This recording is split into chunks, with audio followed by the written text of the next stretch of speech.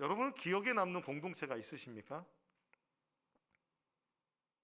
환영받고 섬김받고, 야, 내가 이 공동체에서는 진짜 사랑을 받고 있다라는 느낌을 받으신 적이 있으신가요? 아멘. 네, 감사합니다. 반응해 주셔서 감사합니다. 아, 어, 저는 뚜렷하게 있습니다. 뚜렷하게. 그게 언제냐면 바로 대학교 1학년, 2학년 때 경험한 제 모교인 인하대학교 예수전도단 동아리 활동이었습니다. 당시 제가 다니던 교회에서는 형 누나들과 예수전도단 동아리의 형 누나들과의 다른 점은 저를 엄청나게 환대하고 반겨주고 섬겨주었다는 것입니다. 늘 반갑게 인사해주고 때가 되면 항상 맛있는 거 사주고, 그게 뭐가 중요할까요? 중요하더라고요. 밥 사주려고 막 선배들이 줄을 서시는 거예요. 그리고 무엇보다 칭찬을 많이 해주었습니다. 어디서 이렇게 찬양을 잘 알고 있는 친구가 왔냐 그러면서 기뻐해 주었습니다. 그런 따뜻한 기억은 저를 나는 정말 소중한 사람이구나 라는 기억으로, 그리고 내가 그렇게 멋진 사람이구나 라는 자아 정체성이 긍정적으로 바뀌게 되었습니다. 그래서 제 삶은 그 따뜻한 공동체, 예수 그리스도 안에서 만난 공동체로 말미암아서 풍성함이 넘쳤습니다. 그렇다면 제 삶에서 벗어나고 싶고 달아나고 싶은 공동체가 있었을까요? 네, 있었습니다. 대표적인 곳이 바로 군대였습니다. 군대의 시절은요, 네, 군대는 환대와 섬김이 아닌 갈굼과 얼차려와 낮아짐이 있는 곳이었습니다. 신병 시절에는 제가 어떻게든 그 조직에서 살아남기 위해서 얼마나 애썼는지 모르겠습니다. 그 살벌한 군대에서 그래도 제가 숨 쉴 수 있는 곳이 어디였냐면 교회였습니다. 교회에서 찬양 인도도 하고 성가대 지휘도 맡아보기도 했습니다. 그 시절이 참 힘들면서 또 감사한 시간이었습니다. 지난주 우리가 기다리는 메시아는 하나님의 나라의 통치를 가져다 주는 분이시며, 메시아를 기다린다는 것은 바로 하나님의 통치가 우리의 삶 가운데 임하는 것을 기다린다는 것을 말씀드렸습니다. 예수의 오심으로 하나님의 나라가 임하였고, 그리고 그분이 다시 오실 때에 그분의 통치와 그의 나라가 완성된다고 하였습니다. 오늘 우리 안젤리케 중창단께서 찬양해 주실 때 그 가사를 정확하게 그 메시아에 대해서 찬양하였습니다. 그래서 우리는 이미와 아직 사이에서 우리들이 해야 할 삶의 태도가 무엇이라고 말씀드렸는지 기억하십니까? 하나님 사랑과 이웃 사랑이라고 말씀드렸습니다. 여러분은 혹시 지난주 경험하신 하나님의 나라가 있으십니까? 혹시 지난주에 지극히 작은 자에게 여러분 찾아가셔서 하나님의 나라를 보여주셨습니까? 또 그들을 돌보지 않은 것에 대하여 우리가 회개하고 그 회개에 합당한 실천을 하기로 우리가 지난주에 설교했는데 그렇게 하셨는지 궁금합니다.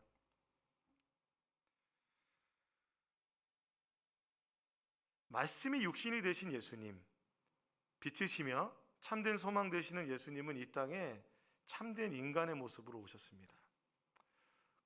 예수님은 성령으로 잉태하여 동정녀 마리아에게 나타나셨는데요, 아기의 모습으로 이 땅에 오셨습니다. 아기의 모습은 어떠할까요? 그 아기의 모습 한번 볼까요? 보기만 해도 보호 본능이 발동됩니다. 이 인간의 이 아기는 부모의 보호와 돌봄이 없으면 살아갈 수 없는 아주 연약하고 무능한 존재입니다. 절대적으로 부모의 돌봄이 있어야 됩니다. 그런데 다른 사진들을 다른 아기 사진을 볼까요? 예, 너무 귀엽죠. 그리고 이 고슴도치 너무 귀엽죠. 그리고 얘는 좀 불쌍해 보이죠, 많이. 예, 이러한 동물의 사진들을 보면 이런 아기 동물들도 보호 본능을 자극하게 이상하게 아이들은 아무리 커서 못생겨도 이 어릴 때는 너무 이뻐요. 그렇죠? 그 이유는 무엇일까요? 이렇게 뭔가 보호해주고 싶고 막 그 돌보고 싶은 마음이 생기는데 동물들은 태어나서 얼마 지나지 않으면 스스로 먹기도 하고 일어나서 걷기도 하고 하는데 우리 인간의 아기는 그렇지 않습니다. 하나님이신 예수님이 아기의 모습으로 돌봄을 받으셔야 하는 모습으로 오신 이유는 무엇일까요? 생각해 보셨습니까? 슈퍼맨이란 영화를 보면은 아기가 가공할 만한 힘과 파워를 가진 것이 나타나죠. 지구에 도착한 아기가 그 트럭을 이렇게 한 손으로 들잖아요. 그 기억나십니까? 영화 한 장면인데요. 그 슈퍼맨처럼 오시지 않았어요. 예수님은 가장 우리의 모습과 똑같이 이 땅에 오셨는데요. 우리 사랑하는 예수님에 대해서 그러면 사람들은 어떻게 예수님을 대했을까? 요한복음은 다음과 같이 말합니다. 요한복음 1장 10절에서 13절에 보면 그가 세상에 계셨으며 세상은 그로 말미암아 지은 바 되었으되 세상이 그를 알지 못하였고 자기 땅에 오매 자기 백성이 영접하지 아니하였으나 영접하는 자 곧 그 이름을 믿는 자들에게는 하나님의 자녀가 되는 권세를 주셨으니 이는 혈통으로나 육정으로나 사람의 뜻으로 나지 아니하고 오직 하나님께로부터 난 자들이니라. 즉 예수님의 존재를 영접하거나 영접하지 않거나 두 가지 중에 하나의 반응이었다는 것입니다.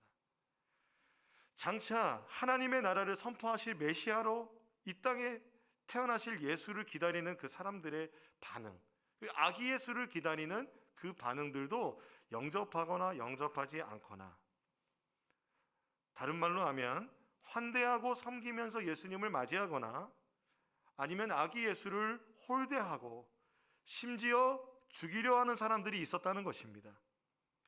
그 대표적인 사람은 누구냐면 헤롯 왕입니다.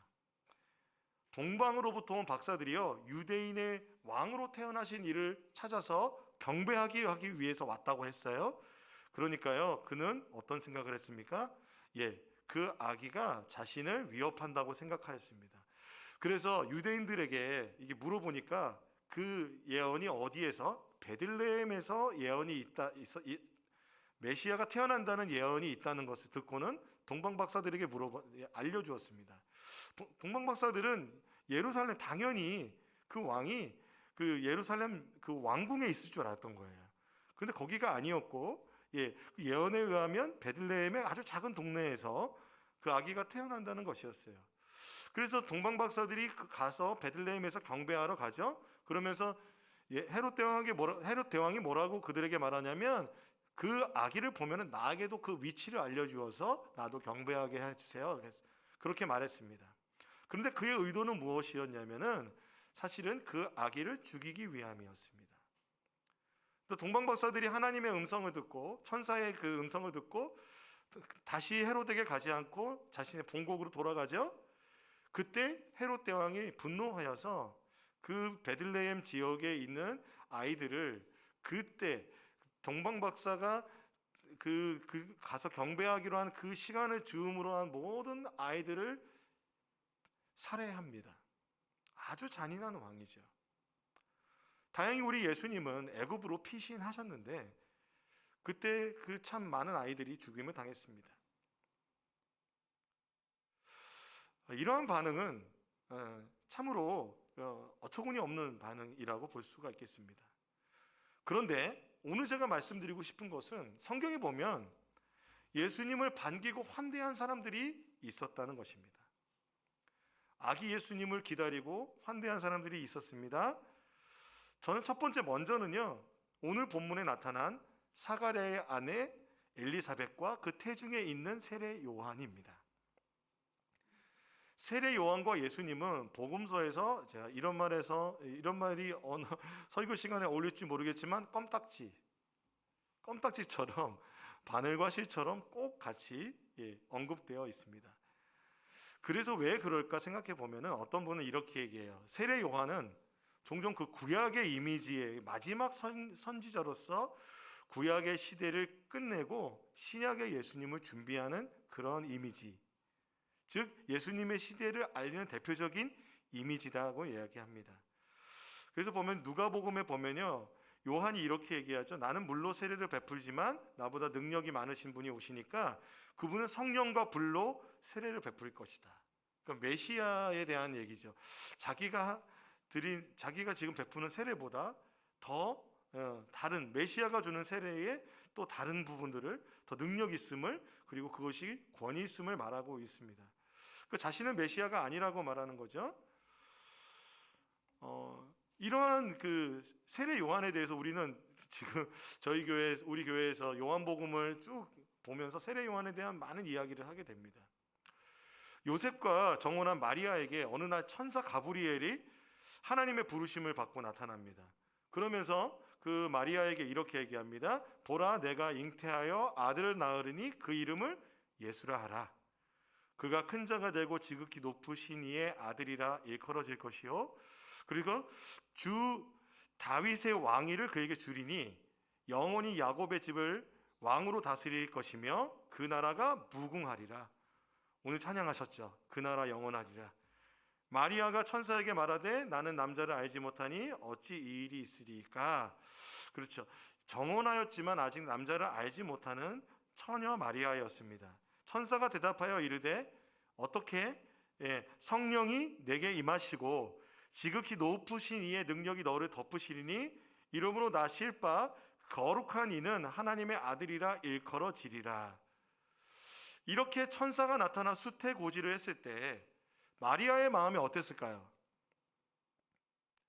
큰 은혜 가운데서 기쁘고 즐겁고 즐거운 마음이 먼저 일어났을 것 같습니다. 이런 하나님의 은혜가 나에게 임하였구나. 이 천사가 나에게 나타나 이런 큰 은혜를 나에게 주었구나. 저는 이제 마리아의 MBTI 성향이 뭔지는 잘 모르겠습니다. 저는 MBTI 성향이 ENFP입니다. 약간 좀 연예인과 이제 ENFP라고 하는데, 그래도 조금 다듬어진 ENFP라고 생각하지만 그건 제 생각이고, 그래서 마리아가 어떻게 자신의 감정을 표현하고 어떤 마음이었을지는 자세히 모르지만 그냥 그 감정을 생각해 보면 묘할 것 같았습니다. 조금 기묘하지 않았을까? 다른 말로 하면 좀 약간 어떤 두려움과 기쁨이 섞여 있는 그런 마음이었을 것 같습니다. 그런데 그때에 천사가, 생각해 보세요. 성령으로 잉태한다는 말을 들었을 때 얼마나 그 여인으로서 여러 가지 생각이 들었을 거예요. 근데 그때 누가복음 1장 36절 37절에 보면 천사가 이렇게 말하는 거예요. 보라, 내 친족 엘리사벳도 늙어서 아들을 배었느니라. 본래 임신하지 못한다고 알려진 이가 이미 6달이 되었나니 대저 하나님의 모든 말씀은 능하시 못하심이 없느니라. 사가랴의 아내 엘리사벳은 마리아와 친족 관계였습니다. 친족 관계니까 소문을 들었을까요? 안 들었을까요? 들었겠죠. 6달이나 되었으니까 그분이 임신하였다는 것을 들었을 거예요. 근데 어떻게 하나님의 말씀으로 된 것을 오늘 천사를 통하여 들은 것이에요. 그러니까 나만 그런 게 아니라, 나만 천사의 고지를 받은 게 아니라, 나만 그런 게 아니라 나와 똑같이 그 하나님의 말씀을 듣고 그러한 큰 부르심을 받고 그 아이를 임신한 내 친족 엘리사벳이 있구나라고 생각하니까 그 말이 어떻게 될까요? 위로가 되고 힘이 됐을 것 같아요. 용기가 나고, 우리의 삶에 일어나는 신앙의 도전 가운데서요, 나만 겪는 일이라고 생각하면 너무 힘들죠. 그러나 누군가 믿음의 동역자가 있고 나와 같은 길을 걷는 사람이 있다고 생각한다면 우리는 힘을 얻습니다. 그런 마음이었을까요? 마리아는요, 여기 본문에 보면요, 빨리 시골로 일어나 달려갔다고 합니다. 시골로 가서 빨리 산골로 가서 유대 한 동네에 이르렀다고 말합니다. 엘리사벳을 찾아가서 이렇게 뭐라고 이야기했을까? 나이가 많아서 임신하였다고 하니까 언니였을까? 이모였을까? 궁금하지 않으세요? 제가 생각할 때는 마리아는 20대 초반 막 이랬을 것 같고 엘리사벳은 40대 이상, 뭐 50대 그랬지 않았을까 생각이 들어요. 근데 이게 뭐 우리나라는 호칭을 고민하지만 제가 이제 우리 몽골 자매님 계시지만 그런 호칭이 없대요. 그냥 이름을 부른대요. 그러니까 호칭이 그러니까 이렇게 했을 것 같아요. 엘리사벳, 엘리사벳 이름 부르면서 소식 듣고 왔어요. 임신하신 거 축하해요.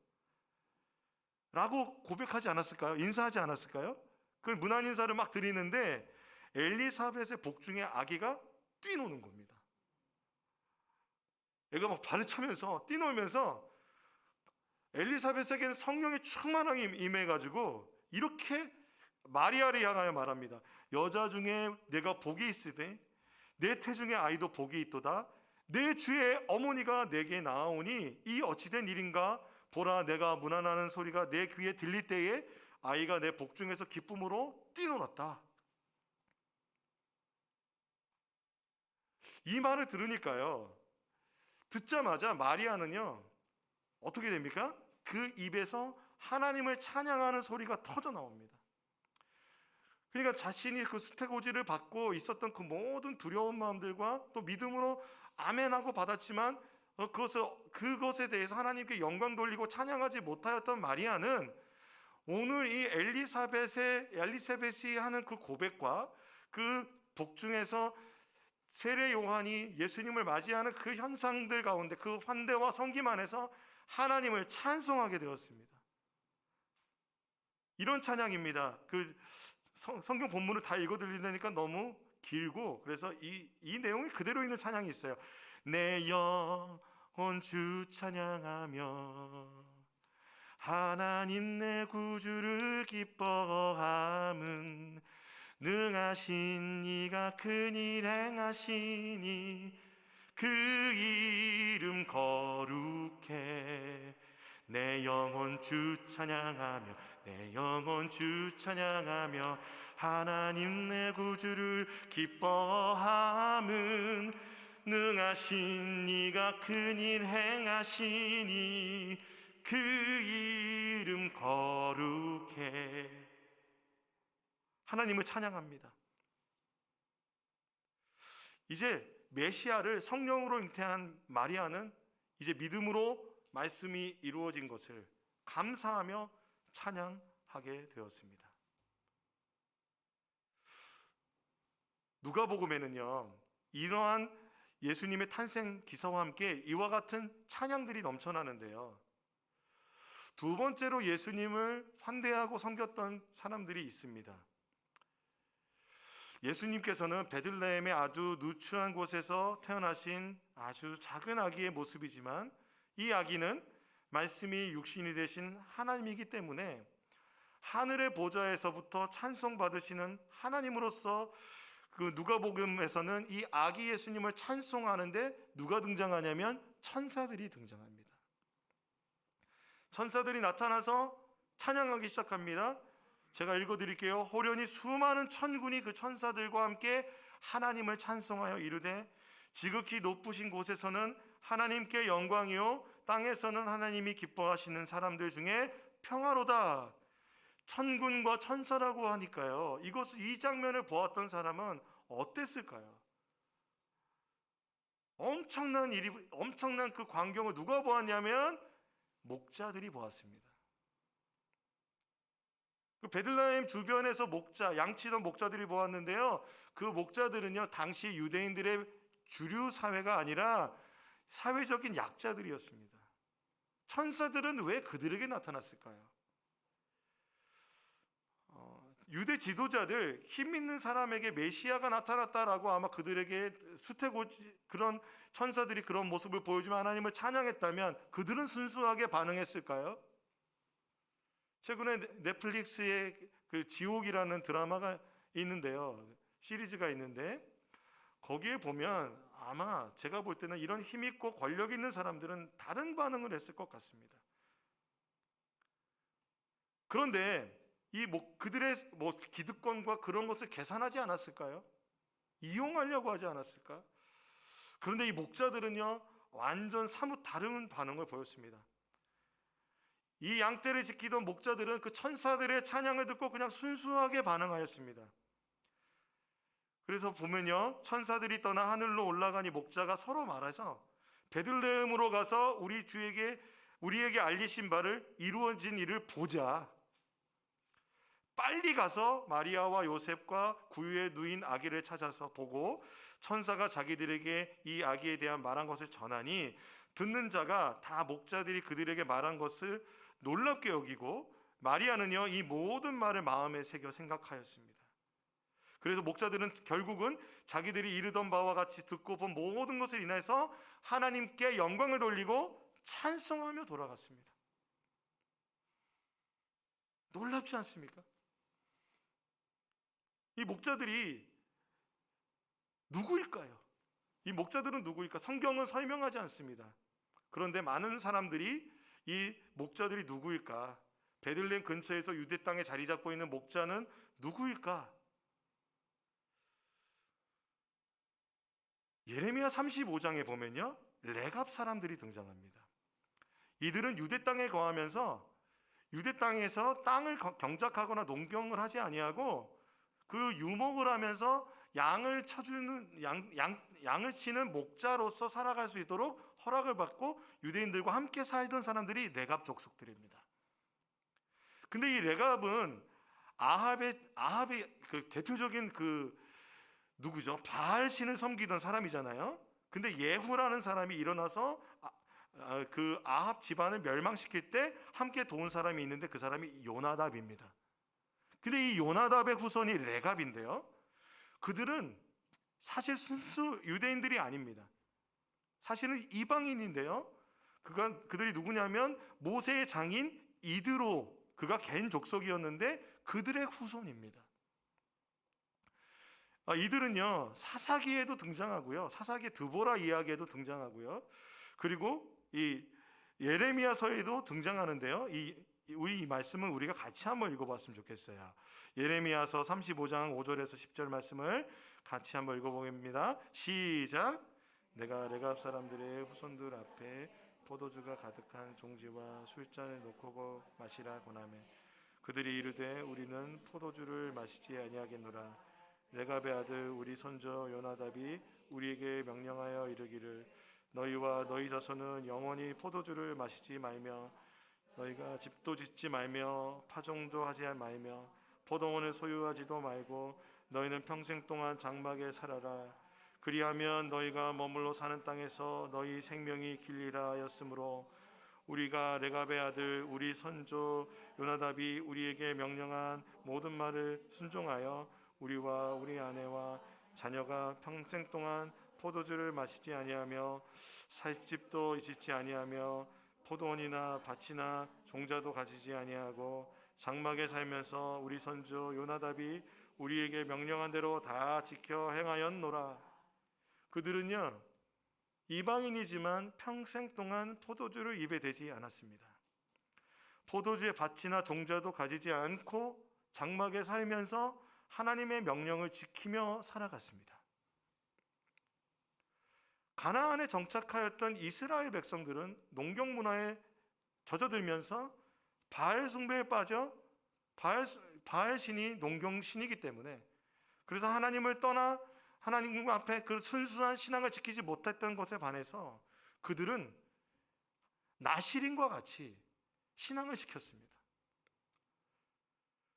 하나님은 그들이 바벨론에 의해서 남유다가 멸망할 때도 이 레갑 자손들을 지켜주셨습니다. 그들의 삶이 목동으로 살아갈 수 있도록 해주셨습니다. 그러므로 그들은 사회적으로, 정치적으로, 경제적으로 어떠하든지 자신의 삶의 자리, 그 부르신 자리를 충성되게 살아가는 목자들이었습니다. 그 목자들에게 천사들이 나타났고 하나님을 찬양하며 아기 예수를 찬송할 때 이 목자들은 순수하게 하나님께 그 아기 예수를 찾아가서 그 모든 현상을 다 이야기하고 찬송드리며 경배하였습니다. 아마 그 후손들이라고 저도 믿습니다.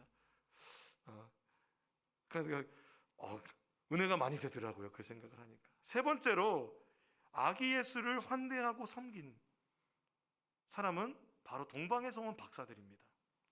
예전에는요, 동방박사 세 사람이라고, 오늘도 찬양할 때 세 사람이라고 했는데, 세 사람이 맞을까요? 그보다 더 많을까요? 네, 그거는 아무도 모릅니다. 그들이 이제 선물한 세 가지 선물 때문에 세 사람이라고 말하기도 하고, 또 동방교회, 동방정교회 쪽에서는요 12명이라고도 합니다. 근데 분명한 것은 세 사람만 가진 않았을 겁니다. 왜냐하면 그 사람이 박사들이라면 세 사람이 아니라 수행원들도 다 같이 굉장한 어떤 그 무리를 이루어서 갔을 거예요. 그러니까 아마 떠들썩했겠죠. 그러니까 헤롯이 놀랬을 거예요. 그들은 누구냐 하면, 누구냐 하면 천체 연구가라고 봅니다.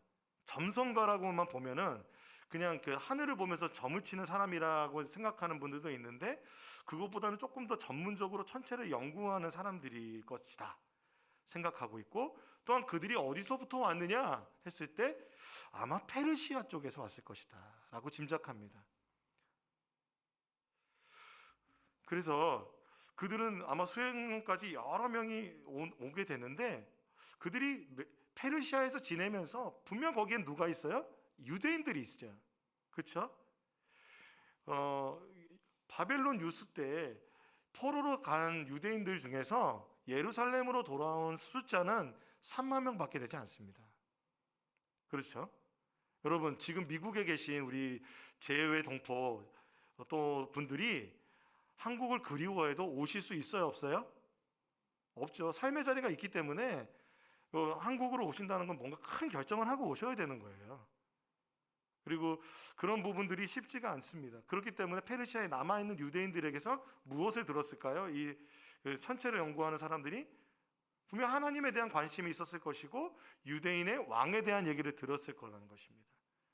그런데 어느 날 막 천체를 관찰하는데 평소에 보이지 않는 신령한 어떤 천체 현상이 일어나는 거예요.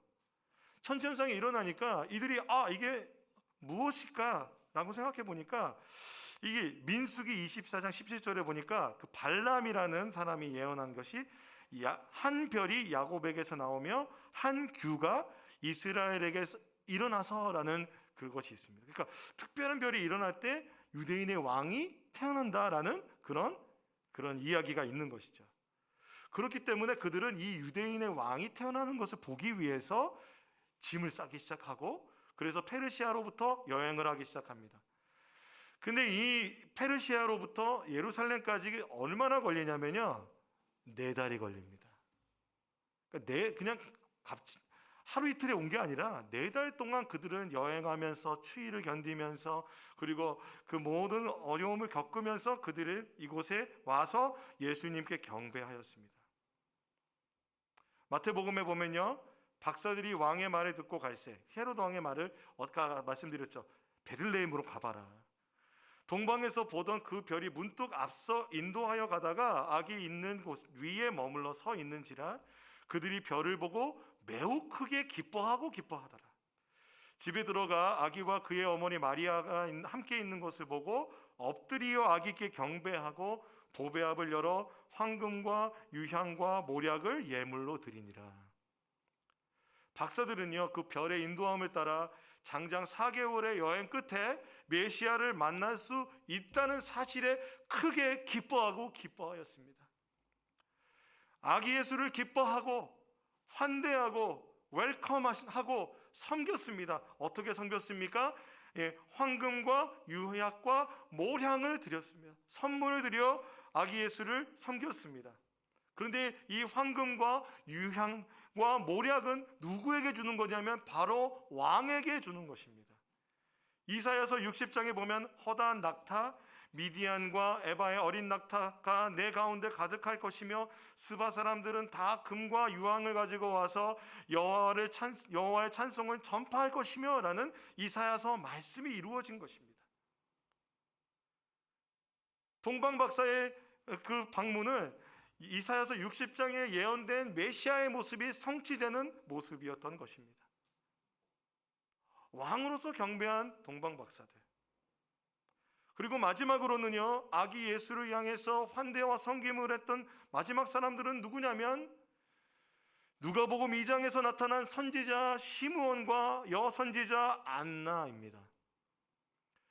예수님은 태어난 지 40일이 되어서 성전에 제사를 드리러 부모님과 함께 올라갔습니다. 그런 예수님의 부모를 만나서 그 아이를 향하여 예언하고 축복한 사람이 있는데, 이 두 사람의 특징은 무엇이냐면 성령 충만한 사람이며 나이 많은 선지자였다는 것입니다. 시므온은 경건한 유대인 할아버지였습니다. 그가 어느 날 예언을 듣는데 내 손에서, 내 품에서 메시아를 안게 될 거다. 가장 그 영광된 순간에 성령이 충만하게 임하여, 그래서 그 40일 된 아기 예수님을 팔로 안고 그리고 그를 맞이하여 기도하는 영광을 얻었습니다. 얼마나 감격스럽고 기쁜 마음일까요? 참으로 기쁘고 놀라운 일입니다. 안나는요, 이 여선지자 안나는요, 결혼한 지 7년 만에 남편과 사별하였습니다. 그리고 그녀가 84세가 되기까지 홀로 생활하며 성전을 떠나지 않고 하나님을 위하여 금식하고 기도하는 경건한 할머니였습니다. 이 할머니도 예수님을 만나는 복을 얻어 그 예수님께 예언을 합니다. 인생의 가장 큰 복은 무엇일까요? 나이가 들면서 예수님을 더 알게 되고 예수님을 더 만나게 된다면 그것이 가장 큰 복이 아닐까요? 젊은 세대뿐만 아니라 우리의 부모님의 세대, 예수님을 아시는 것이 가장 큰 복이라 저는 믿습니다. 기독교 영화 중에 제가 추천하는 영화가 있습니다. 설교를 정리하면서 마지막으로 말씀드리고 싶습니다. 미라클 프롬 헤븐이라는 영화입니다. 영화의 주인공인 애나는 갑작스럽게 불치의 병을 겪게 됩니다. 애나의 부모님은 전 재산을 다 쏟아부으면서 아주 먼 거리에 유명한 명의를 찾아가 여행도 마다하지 않고 치료에 전념합니다.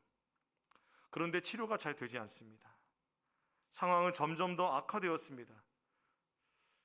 그래서 실망을 안고 집으로 다시 돌아와 있는 어느 날 집 앞에 있는 고목에 애나와 언니가 함께 올라갔다가 고목에 비어있는 나무통 안으로 애나가 추락하는 사고를 당하게 됩니다. 누가 보아도 애나는 죽었을 것이다 라고 생각했지만 애나는 기적적으로 살아났습니다. 또한 그 아이가 갖고 있던 불치병도 깨끗하게 치료받게 되었습니다.